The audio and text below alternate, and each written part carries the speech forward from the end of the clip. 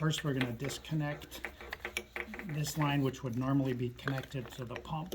As you can see, this would be the female end. That's the part that stays in the fountain. First thing you're going to do is remove the gland nut on the back side. Slide it down so that'll allow that cord to move freely. Now keep in mind that we're going reverse thread to loosen it. Now hold this so that the cord can spin while you're doing this, because that cord needs to be spinning inside of there so you're not twisting everything apart. And then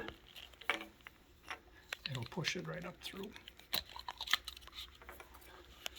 And then what we want to do is we want to be able to grease up different areas with the silicone grease. And basically you're going to put some right on this cord, and you're going to put some around this O-ring that's on the top.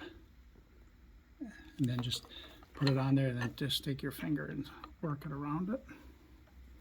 You're going to do the same thing on here. Now just keep in mind, if you're actually replacing the motor, you're going to switch these leads the exact same way. And if you'll notice, there's a small, it's very difficult to see, but there will be a L there, which means line voltage, which will be your black wire.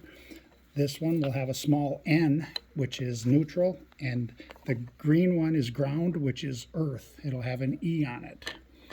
So now when you're sliding these back together, now keep in mind again, you're going to do it the same way as now you're turning backwards to tighten it up. So it's not righty-tighty, lefty-loosey, it's the opposite. And you can see it's, what you want to do is let that cord spin so that you're not, you want to let that cord freely move.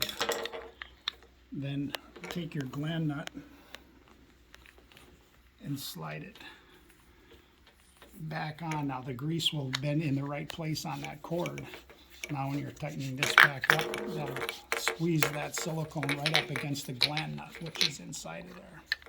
And then before you slide it in, also put some of that grease right on this part right here, because there's a O-ring that's in the other part that this is going to marry to. So then when this piece, then you line up the little notches back, and you're going to repeat the same process on this one, on this end.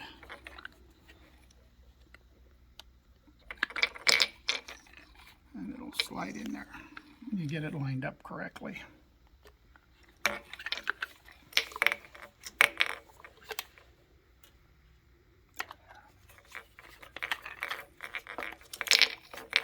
And then just make sure you snug it up tight, and that's all it takes.